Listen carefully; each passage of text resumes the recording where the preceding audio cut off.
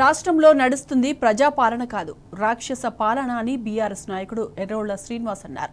Secretariat దగ్గరున్న దేశంలోని అతిపెద్ద అంబేద్కర్ విగ్రహానికి నివాళులు అర్పించకపోవడం దుర్మార్గమన్నారు. అంబేద్కర్ విగ్రహం దగ్గర వెళ్తామన్న బీఆర్ఎస్ నాయకులను తెల్లవారుజాము నుంచి అరెస్టు చేయడం నియంతృత్వ పాలనకు నిదర్శనమన్నారు. మీరు అరెస్టు చేసింది బీఆర్ఎస్ నాయకులను కాదు, అంబేద్కర్ విగ్రహానికి సంకెళ్లు వేశారని ఎర్రోళ్ల మండిపడ్డారు.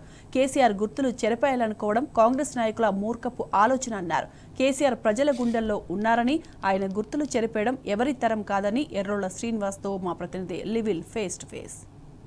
అంబేద్కర్ వర్ధంతి రోజు ఆ మహనీయునికి తీవ్ర అన్యాయం చేసింది, తీవ్ర అవమానకరం చేసింది ఈ ప్రజాపాలన, ఈ ప్రజాప్రభుత్వం.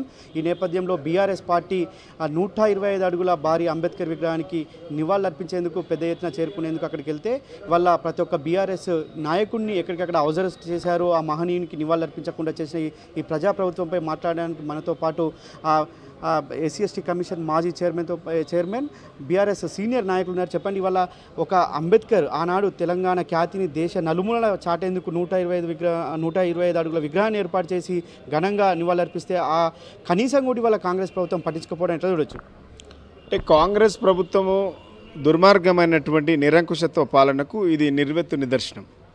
కేసీఆర్ గారు అంబేద్కర్ విగ్రహాన్ని దేశంలో ప్రపంచంలో ఎక్కడ లేని విధంగా 125 అడుగుల ఎత్తున విగ్రహాన్ని పెట్టుకొని అంబేద్కర్ గారికి అరుదైనటువంటి గౌరవాన్ని పెంచింది గత ప్రభుత్వం కేసీఆర్ గారి పాలన. ఇలా మీరు వచ్చి ఏడాది ఏడాదిలో అంబేద్కర్ గారికి 125 అడుగుల విగ్రహానికి మీరు నివాళులు అర్పించలేదు. నివాళులు అర్పించకపోగా కనీసం గేట్లకు తాళాలు తీయలేదు, తాళాలు వేసి పెట్టిండ్రు. ఏడాది నుంచి ఇలా చీపురు పెట్టి ఊడవలేనటువంటి దీన స్థితిలో ఉన్నది. ఈరోజు అంబేద్కర్ గారి యొక్క వర్ధంతి.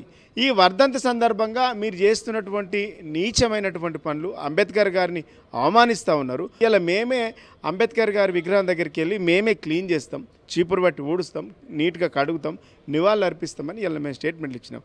ఈరోజు రాత్రి 4 గంటల నుంచి ప్రతి బీఆర్ఎస్ పార్టీ నాయకుడు ఇంటి ముంగట, ప్రజాప్రతినిధి ఇంటి ముంగట అక్రమంగా నిర్బంధించి మమ్మల్ని అరెస్ట్ చేసిండ్రు. ఇలా మీరు ఎవరు నిర్బంధించిండ్రు? ఇలా బీఆర్ఎస్ పార్టీ నాయకులను కాదు, ఇలా ప్రజాప్రతినిధులను కాదు, అంబేద్కర్ గారిని నిర్బంధించిండ్రు, అంబేద్కర్ గారి ఆలోచన విధానాన్ని నిర్బంధించిండ్రు, అంబేద్కర్ గారి యొక్క రచనలను నిర్బంధించిండ్రు, అంబేద్కర్ గారి నిలువెత్తు విగ్రహాన్ని 125 అడుగుల విగ్రహాన్ని అవమానించి నిర్బంధించినటువంటి నీచమైన సంస్కృతి ఇలా కాంగ్రెస్ పార్టీది, కాంగ్రెస్ ప్రభుత్వాన్ని. ఇలా ప్రజాపాలన జరుపుకుంటున్న వేదిక పక్కనే ఉన్న అంబేద్కర్ విగ్రహాన్ని కనీసం కూడా పట్టించుకోకపోవడం ఎలా చూడవచ్చు. అంతేకాకుండా రాజీవ్ గాంధీ లేని విగ్రహాన్ని తీసుకొచ్చి పెట్టి అక్కడ నివాళులు అర్పించడం కావచ్చు, అక్కడ ఘనంగా చేసుకోవడం. ఆ పక్కనే ఉన్న సచివాలయం, డాక్టర్ బిఆర్ అంబేద్కర్ సచివాలయంలో పాలన కొనసాగించి ఆ పక్కనే ఉన్న అంబేద్కర్ విగ్రహానికి ఎందుకు ఈ విధంగా చేయడం అనుకోవచ్చు? ఇదంతా కూడా మూర్ఖత్వపు ఆలోచన, మూర్ఖపు ఆలోచన, అంటే అజ్ఞానపు ఆలోచనలు అనుకోవాలి. ఎందుకంటే కేసీఆర్ గారు కట్టించినటువంటి సచివాలయంలోనేమో కూర్చొని పరిపాలన చేస్తారు. ఇలా మేము ఈ దేశంలో ఎక్కడ లేని విధంగా రాష్ట్ర సచివాలయానికి అంబేద్కర్ గారి పేరు పెట్టుకొని గౌరవించుకున్నాం. మీరు అక్కడ దండ వేయడానికి టైం ఉండదు, నివాళులు అర్పించడానికి టైం ఉండదు. ఇలా పక్కనే ఉన్నటువంటి అమరవీరుల స్తూపానికి కూడా మీరు నివాళులు అర్పించారు. అంటే సంబంధం లేనటువంటి వ్యక్తిని తీసుకొచ్చేమో ఇలా సెక్రటరియట్ ముంగట పెట్టుకొని మీరు ఉత్సవాలు చేసుకుంటారు.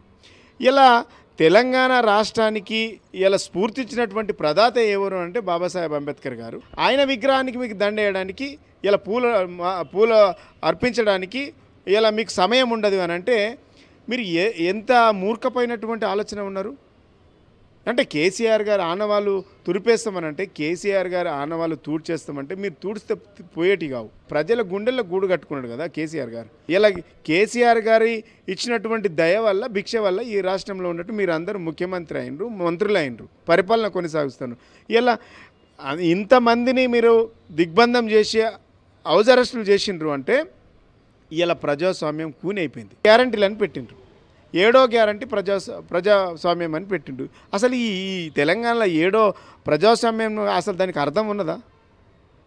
ప్రజాస్వామ్యం కూనైంది కదా, ప్రజాస్వామ్యాన్ని చంపేస్తున్నారు కదా. ఎవరికి మాట్లాడే స్వేచ్ఛ ఉందా? ఎవరికి మాట్లాడే స్వేచ్ఛ లేదు ఈ తెలంగాణలో. మేము అధికారంలోకి వస్తే మేము నిర్బంధాలు ఉండయి, ముళ్ళ కంచెలు ఉండయి, అక్రమ అరెస్టులు ఉండయి అని అన్నారు. మీరు చేస్తుంది తెల్లారి నుంచి చేస్తుంది అదే. మీరు చెప్పే వాటికి చేసే వాటికి పొంతన లేదు. డెఫినెట్గా ఇది ఎమర్జెన్సీ పాలన, ఇందిరమ్మ పాలన కాదు, ఎమర్జెన్సీ పాలన, నిర్బంధపు పాలన, ఇది పాపాల పాలన, ఇది ప్రజాస్వామ్య ప్రజా పరిపాలన దినోత్సవాలు కాదు, ఇది ప్రజలను పీడించి చేసేటువంటి పీడిత పాలన. చివరగా ఇంతకుముందుకు ట్యాంక్ బండ్ ఉన్న చిన్న అంబేద్కర్ విగ్రహం దగ్గర కూడా గోడ కట్టి దాన్ని కూడా ఒక నిర్బంధం చేసే విధంగా చేస్తే ఆనాడు కుట్రలు ఛేదించారు మీరే.